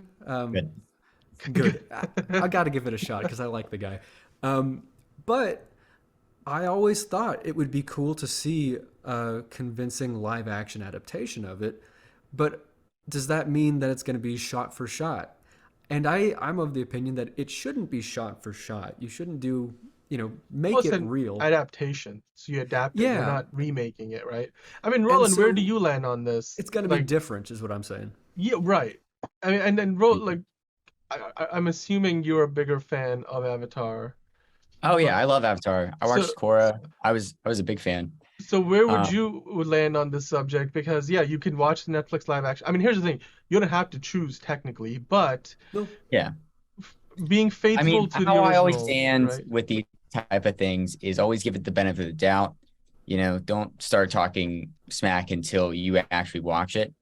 Most likely it's going to be bad, but yeah, you have to at least try. You know, sometimes you'll get something like Aliens where it's somebody totally new. They come in and it's like, whoa, this is cool. I like this. Yeah. This is pretty And true. that's the thing with an adaptation. I actually think it's better if it's not the original creator because, yeah, you want it to be adapted. You want to see somebody's Yeah. interpretation of it. Some Yeah. things like don't completely change. Don't give it a brand new aesthetic necessarily. Make it recognizable. Pay tribute to the original, like the Scooby Doo live action adaptations. Like those did Yeah. a really good job of balancing everything we've loved about Scooby Doo. You still had Frank Welker playing Scooby. You still had Matt Lillard playing Shaggy. So that was Yeah. still preserved. But we got to bring them to life in a completely different way that was faithful and paid tribute to it and wasn't trying to rewrite it. And that's actually what I fear happening with the same creators doing a new series with Nickelodeon. You know, they've done 2 different Avatar stories. We're going to do a third one. That could arguably be the more of a cash grab. I mean, and the other concern to that end I would have is maybe are they running out of ideas that are going to get some repetition? And Yeah. because here's the thing, I mean, if you worked in the world of filmmaking in any aspect, right? Like all of us have touched upon that in one way or the other. And in any creative endeavor, really, it's a team effort. And I think you want to bring in a diversity of people to work on your team because they will each bring a different mindset. They'll each bring a different set of ideas, and that will like inject fresh life into something that maybe you have done like over, and like you said, like we've had 2 Powerpuff Girl iterations already, or we have, or in the and more you know, you were referring to Avatar, so we have had multiple Avatar series already, and these same creators are coming back. At one point, they run the risk of just basically like a cash. It will seem like a cash grab because it will seem like they're just doing the same thing again, and it's just recycling the same content. So maybe the Netflix show, because now the people working on it are not the original creators, maybe they're going to bring some new ideas to the franchise that will do it some good. Maybe we'll freshen it up. I mean, as long as they don't sham hammer it like what happened in the movie a while ago. You know, I They don't. I guess how mispronounce bad can it Aang's be? name. Huh? Like his name is Ong in the movie. I mean, it's like the little Oh, thing. It's like, come on, you can't just yeah, like, you can't do that. Yeah. I mean, and some of the pronunciations was like bad. Like, I mean, who was coaching these actors about the pronunciation of the, I don't know. That's an example of clearly a bad adaptation. I mean, I'm hoping that the Netflix show is a better version I than mean, that. it's again, never seen it. I've only heard horrible things about it. Yeah. But it sounds like you can't do worse, unfortunately. So, So maybe what is the that's question? easy. I mean, okay, what is the answer to the question, where do fans' loyalty lie? Do you guys think it's a yes, no, or is it it depends? Like, I'll tell you what I think it is. I think it's not one or the other. It's who's got integrity. Because sometimes creators lose their integrity. Sometimes ideas, sometimes they completely sell out and they say, "Oh yeah, you want to put some political cause behind a character that's been apolitical forever? Sure. How much are you going to give me for that? All right, yeah, let's do that." Or they say, "You want to add characters that make no sense? Sure, do that." The money will corrupt the franchise, the money will corrupt the creator. So whoever's going to tell me a better story, whoever's going to respect the love that I had for the original, that's who I'm going to side with. I agree. I don't think it's a matter of like, oh, I'm gonna back up the creator, like that's my homeboy. Or, you know, saying like, oh, this is my favorite franchise ever, you know, nothing they can do is wrong. I think it's a matter of favoring the original story, and hopefully everything else in addition to it, also favoring that story and also keeping that in mind and paying tribute, like we were saying earlier. yeah, I I mean, agree. for me, it's all about story first, story all the time. So, I'm even open to the idea of like, yeah, I like for them to maybe stay faithful to at least the spirit of the original, right? Like, if not the exact story beats or characters or even that. However, I'm open to the idea of if somebody takes a concept, an original franchise, and then completely flips it on its head. Like, for example, I watched that show on Sci-Fi, which was on for a couple of seasons, called Krypton, and it was like this origin story for the grandfather of Superman, I think it was meant to be. Whoa. And Yeah. and it Oh, you not heard completely of this? flipped like the Superman timeline upside down and changed like how you would look at what Zod's character and his family heritage was like and everything. And That's great. I was surprisingly entertained. It was a fantastic show. It only ran for 2 seasons, but I was like, oh, See, but but you know what? There's a good concept Yeah. that has the integrity of, hey, we could tell a whole story about this world where the story of Krypton, as anybody knows it, is it was destroyed and then Superman came here. And so, yeah, there is some story there and we've never heard it. So that's good imagination. As long as you can tell a good story, I think there's like, comics do it all the time. They'll reinvent a character and like change some things about him, and you're like, wait, but that's so central to the character. It has been for decades.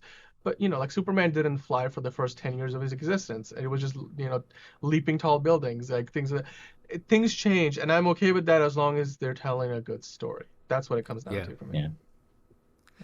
Yeah. On the note of Superman and stuff, because we were sort of talking about this before, but like sometimes they, you will take a property and you'll pass it off to a different creator.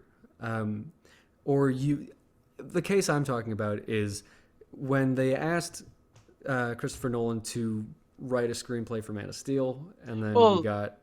That's not exactly true. So Christopher Nolan read a pitch from David Goyer, and then he pitched it to Warner Brothers, and then I think he helped write the script with David Goyer, but David Goyer was like basically the main writer and then he was so I don't think Nolan wrote the script himself, but he was definitely involved in getting the project like greenlit. Right, but the idea being that he'd been so successful with making a grounded, realistic version of Batman, could we do the same thing with Superman? Right. And I watched it again recently, and I was like, I wanted to enjoy it, but I realized that there's a reason you can't do grounded Superman the same way you could do grounded Batman. And I think the main reason is that Batman is a human from Earth with no powers. And so everything could be plausible. Superman, and in Man of Steel, they really spend a long time, too long, I would say, on Krypton. He's an alien. And they introduce all of this like technology and all of this fantasy stuff so that by the time he is on Earth, you've had to accept so much unbelievable stuff. And it's impossible to be grounded. They also change the relationship of Clark and Lois in a real unforgivable way, in my opinion, because it's like she knows he's Superman way before she ever meets Clark Kent, and that's taking something out of not just adapting it. That's like crumpling up the original and just sort of tossing it aside. That's the whole point of the relationship. Okay, so here's the thing. I'm a big fan of the movie, so I disagree with basically everything you said there. However, I respect your opinion, but I'll just say this again. You know what? Let's not even call it an opinion. That's my analysis. Okay, fair. And in my analysis, I think as long as they tell a good story, like I said, right? Like, and I think this movie has a pretty darn good story overall. And I look at it, it's like an alien first contact story. Like even though he's been living on Earth for 30 years, this is the first time the world comes to, reckon with the idea that there is such a thing as a Superman that exists among them. And in the world of this movie, like, there's no such thing as later on we find out Batman is a thing, and like there's people around like that. But like, here's the thing. Like, everybody knows the Superman story. What I was thinking is, if you're going to ground this in reality, you don't tell it the exact same way that we've always had it told. And I'm Well, they didn't like, though. We got like but a they did. 20-minute intro to Krypton Let me at the get this out. beginning. Let me just get which this was- out. And if we're gonna go with your idea, like this is the story of first contact with an alien, where I'd like to start is there's a kid, at his kitchen table, and his parents are watching TV, and they're just awestruck by the news. And the news on the news channel is, for the first time, we've seen this. We just get this faraway shot of Superman up in the air with his cape, and it's like now we actually have a grounded, plausible way in to the story where it's the world finding out about this guy, and then we're interested in finding out the story. But when you start with we're on Krypton, there's a lot of stuff happening, and people all have superpowers.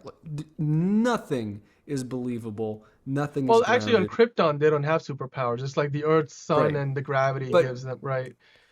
But they have the super They have technology advanced and technology, these interesting clothes and all this stuff. Yeah.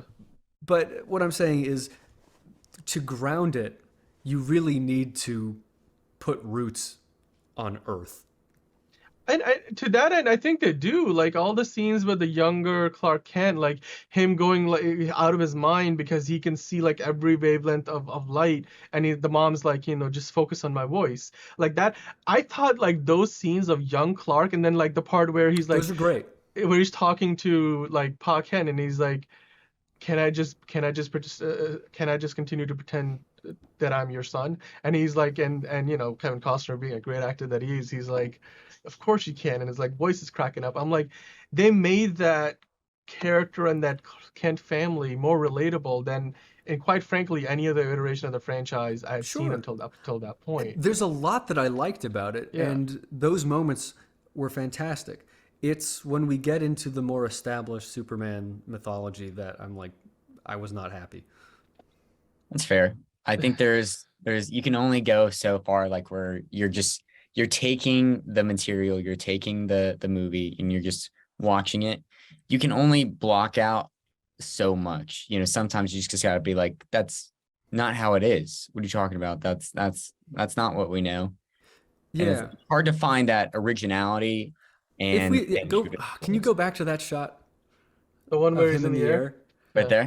If we had started with this on the news, That'd be scary. That'd be cool. Well, I I'd think be that's like- that's a directorial and editorial decision, right? Like you could Which have, is they could have important easily in telling a rejigged this story. movie to start with that scene, but then you wouldn't have context for why we ended up there. They'd have to kind but of you'd like be work their way begging back for to it. You would be begging for it, and so you wouldn't be waiting so much for your typical arc to just go in order. With this, like you can actually you're getting the audience to ask the question, why is that, and then you can answer every single one of those whys, and then once you get enough of those whys, then you get to how, then you can tell the story. But I felt like the actual storytelling in this was the issue with making it feel ungrounded. Again, I think a lot of that ends up being ultimately subjective, like as all movies are. I mean, like we just talked about, some of the changes could have just been simply you go into the editing room and you cut this movie different. Some of it could be just Zack Snyder wanted this to play out more like like a sci-fi movie than he did like your traditional Superman story. Maybe I'll recut it. I mean, if you want to take a shot, there's a lot of people who have done similar stuff. Like people have recolored it because they thought the colors were too muted. And It's too dark. there's all kinds of Yeah. versions I've seen over the years. But I mean, look, I think it is subjective ultimately. It made like $600 some odd million, so plenty of Yeah, people because went to people see like it. Superman.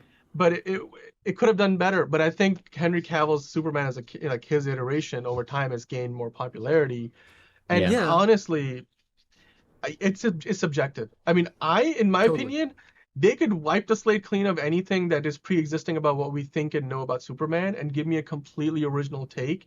As long as they're telling a good story, I'm down. Yeah. So like I'm less of I need this to somewhat resemble what the character's origins in the comics are. Like Roland, you said like you want to at least stick to the spirit of the original. I'm okay with like do whatever the hell you want to do with it. Just tell me a good story. And I think that's why I liked it, because for me at least it was a good story. That's an interesting. I think I wish a lot more people had that kind of mindset because you do want to go in and you want to have this fresh experience. But again, and I think I even said this with when we were talking about, oh gosh, the Black Phone, or I did some review or something like that, where you have these expectations because you know so much about what the story usually is. So it's hard to just kind of go into a movie and just like shut off your brain and say, oh, this is completely new, because it's not. This is an adaptation of something. Yeah, because it doesn't have to be a direct adaptation. They're not like picking up a comic book off the shelf and saying, turn this into a script and then into a movie. They're just saying, we took this character and now we're giving you our own iteration of what this character is all about. Yeah. So the director or whoever's take on it. Yeah. Yeah. I mean, and again, like, some people will like it, some people won't like it. Clearly, this movie did divide a lot of opinion, as it has done on this panel. I am a big fan of the film. I think it's very underrated, and to be honest, I still think to this day it is the best movie that the DCEU has produced. And I know some people might be like, that's not saying much, but I mean, they've produced over a dozen projects, and I do believe to this day, maybe Batman versus Superman, the ultimate cut, like, comes close. But in terms of purely like, you go in and you want to watch a movie that you don't have to see in like a specialized cut of, this I think is in best effort of the DCU. But again, it's my opinion. Like, different people will think differently about it. So yeah. Well, tell us what you think, different people. You know, is there an answer to the question of where do your loyalties lie when it comes to franchise versus creator? You know, because creators won't be around forever. Should the content die with them?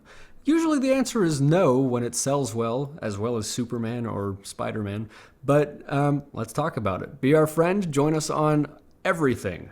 Facebook, Instagram, Twitter, Twitch, YouTube. We're around if you want to talk, so make sure you talk with us. Okay. You don't have time to watch all the movies coming out this month. That's why we're going to help you decide what not to watch. Oh So Curious presents Movie Eliminator, September 2022. Honk for Jesus, save your soul. Bros, Dark Harvest, Pearl, The Woman King, Blonde, Brahmastra Part 1, Shiva, Pinocchio, Hocus Pocus 2, Don't Worry Darling, Smile. Winner. Don't waste your time! Okay, so let's talk about 3,000 Years of Longing. This is a new movie that's technically already out in theaters. That came out this weekend. We haven't gone to see it yet, but we will go to see it. And then next week, we're going to talk about it on the show. This is a movie that is the latest project for George Miller, who, correct me if I'm wrong, I'm pretty sure I'm not wrong in this, but correct me if I'm wrong, he's the same director who did like the Mad Max movies. He's working on like a new Furiosa film. But this is a movie that, you know, again, correct me if I'm pretty sure this is the same guy. He's Australian too. Yeah. So this, okay, I'm glad I'm not wrong about this. No, you're good. You're good. I mixed up enough things on today's worried. show. He was meant to be working on Furiosa. How the hell did he have time to do that one? People have time. I mean, I don't know if Furiosa has started filming yet. And I don't know how long ago this was filmed. Maybe this was a COVID delayed thing, but let me quickly give you guys the gist of it. I don't know if you guys have heard much about this or know what this thing is about. So the general outline of the story is that Idris Elba's character is playing this jinn, who's, you know, like a genie. Just read that as a genie. He comes to Tilda Swinton's character. He gives her three wishes, and he just says, "Do whatever you want with the first two." And again, I may be a little iffy on the details here, but then, you know, he says, with the third wish, free me. Like, I wish to be freed, and that's sort of the gist of it. And then things kind of take a twist, a change. Like they kind of take a turn, because apparently Tilda Swinton's character kind of falls in love with him, and then I don't know. That's what this description and everything I've read about it implied. It's like a new spin on a well-familiar story. Like, what would happen if humans were less selfish and they actually released someone enslaved to a bottle? This is brilliant. I'm excited for this. Yeah, so Max, you're obviously excited. You just said as much. Brian, what do you think about this movie? Is this something that excites you? Or are you I don't know if interested? it necessarily excites or interests me, but it's definitely. I mean, I do like Idris Elba, and I really appreciate his work. But yeah, I mean, is this something I'm gonna go watch in theaters? No.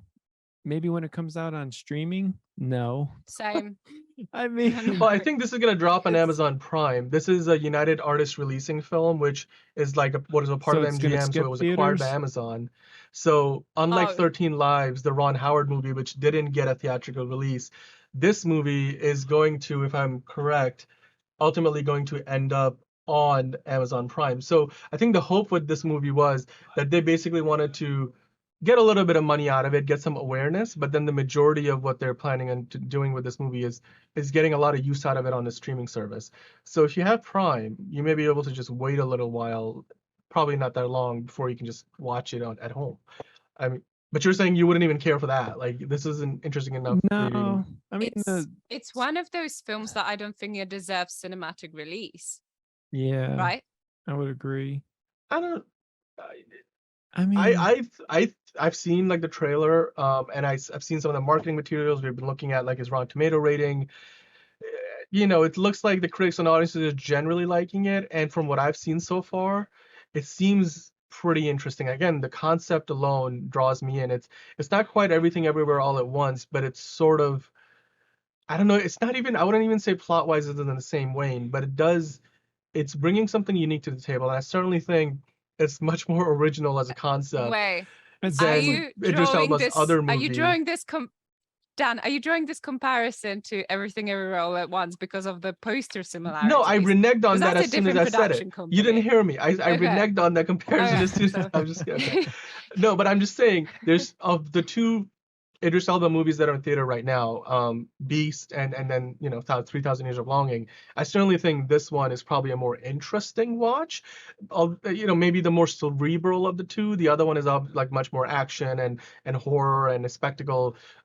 Whereas this one, I mean, I'm sure it has some spectacle. It was made for like $60 million, but yeah, I mean, it's not off to a great start. You There's- mentioned before the show yeah. started, Mags, this movie it's not making a ton of money, and the fact that it's And I going can to see why. streaming pretty quickly probably helps because it doesn't maybe have as much pressure to make money. But do you think this is going to end up like drawing an audience? Because we've got this big gap where there's not a lot of good movies coming out in theaters. And Top Gun Maverick's now out on digital, like, so movies are slowly, the summer films are like cycling out of the theaters. Do you think People there's are enough? still going to see Top Gun though. That's insane for me. People are still going to Yeah, cinema to they watch are. it. That film just continues to make money. I wouldn't be surprised if it outperforms this movie. I mean, there's other movies outperforming this Same. movie, but I need to yeah, watch anyway. it still. I need to But see it. Brian, what did you mean by you can see why it's not going to draw enough people? What There's problems? there's nothing that's like really pulling me in or like attracting me with this. I mean, Not like, even Tilda Swinton.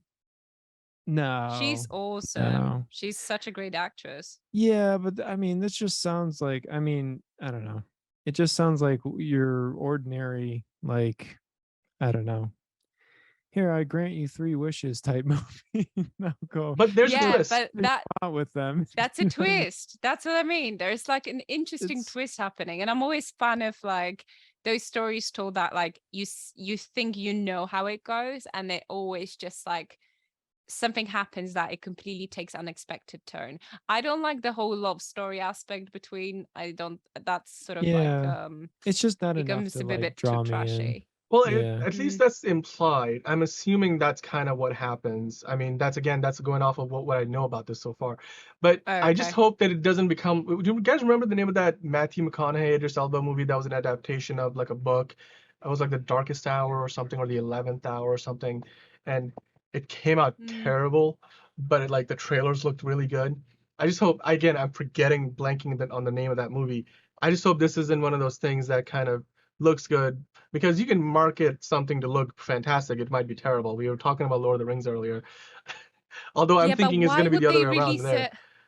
it? Why would they release it the same time, like similar time to Amazon's biggest series? Like, not a single film should have a big release on Well, Amazon but still, it's in this theatrical. month, I mean, in my opinion. there are some theaters Okay. where you can go watch the Lord of the Rings premiere in theater, but by large part, I mean, movie and TV show are two different things. Yeah, you're competing for the same time on people's calendar and schedules. But in the US, for example, next weekend is Labor Day weekend. So it's a long weekend. So this movie came out this week. Right. They're probably hoping there's enough word of mouth that people, if it's good, like 70% Rotten Tomatoes from the critics, let me put that back up again. And it's got 72% from the audiences. And that, I mean, it's not much. 100 verified ratings, 141 critics reviewed it. So not a lot of people have seen it so far, but the ones that have like it. So they're hoping probably, my guess is, the long weekend they draw in a bigger crowd, and then it's going to end up on Prime anyway, so they don't really expect this movie to like be profitable at the box office necessarily. But it's pretty much what you said when you started with the whole thing. It's a nice film. Yeah. I think that's what it's going to be. It's not going to be anything gangbusters. interesting. It's a nice film. Yeah. It's yeah. I just hope, look, my biggest thing about a movie like this is I just hope these kind of movies, they're doing something different. Like, you know, it's not your standard Marvel fare or Star Wars fare. It's not like your traditional IP tentpole studio film. This movie was basically came over to Amazon as part of the MGM deal when they purchased the company. And so, you know, it's kind of like what Disney had been doing with like Ford versus Ferrari, the movies that were made before they bought Fox, and they just kind of like inherited them. But movies like this and like Everything Everywhere All at Once, again, not comparing, but still, movies like this that kind of, you know, they don't take the what do they call it? The path not the path less traveled, or whatever the saying is. These kind of movies that are like these indie level. I mean, 60 million is not truly indie, but it's a different kind of movie. It's got the star power. I just hope that, you know, when originals like this come out, you know, people support it, because then we'll get more of it. Otherwise, we'll just keep getting more and more of those tent poles and like the sequels and prequels and spin-offs and everything. Yeah. That's my hope. But at any rate, guys, we will preview. Actually, we just previewed it. We will review this movie next week. But that, I mean, I think that does it for the show. It's been a lot of fun. You know, once again. Hold on, let me put up the graphic. It was so nice to have you guys around. Three curious minds trying to tell time. I don't. Can you tell the time? I'm pretty sure there's no battery in this. I'm pretty sure that's not the accurate time. Check us out on social. We're all over. We're on Instagram. I think we're on TikTok now. Also, interesting disclaimer, guys. We're in 3 different time zones. Sometimes operate in 4. And to make this work is incredible. So I'm super happy we made it work. Yeah. Of course, and without you guys watching and commenting and interacting with us, none of this would be able to happen. So we really do appreciate that you guys are here checking us out. Hopefully next time I'm on the show too, I won't look like Edward from Twilight. So I don't know. You've got that billionaire playboy, Robert Pattinson, rock star, Batman, Bruce Wayne kind of thing going on. Yeah, but, a little bit. To be fair, it makes sense, Brian. You were locked in the room for 2 weeks watching Lord of the Rings. That's very true. Yeah, adds up. I forgot. You haven't seen sunlight. Anyway, that's it, guys. On that note, we will say goodbye and see you on the next one. All right. Bye, guys. Thank you. Bye, guys. Looking forward to seeing Dumbledore in the Lord of the Rings show. Oh, you're killing me, man. I don't know. I